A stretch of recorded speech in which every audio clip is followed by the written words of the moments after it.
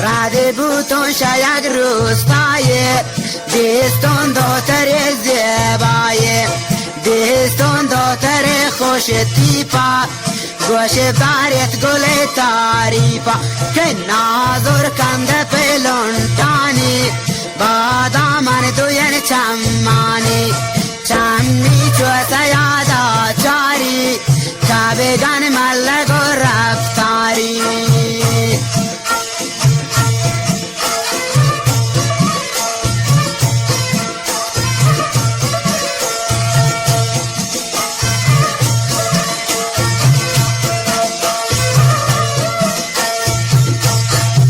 وشن هندگ و گفانی یا کوتند پیدنتانی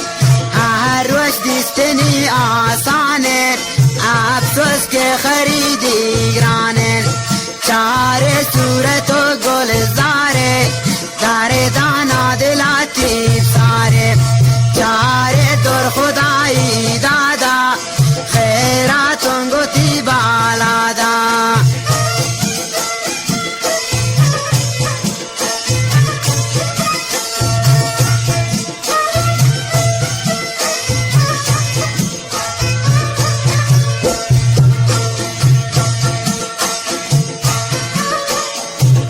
چاره در خدایی دادا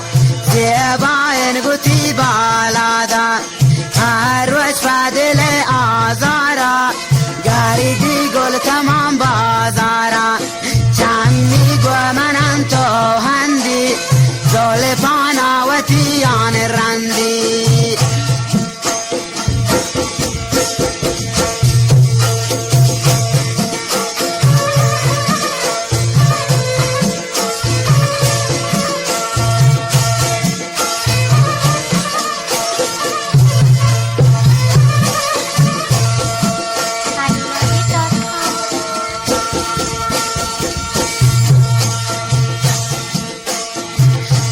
تشا سرامری هوشا مصابز و آسمانی پوشا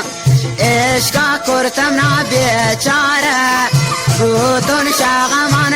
آواره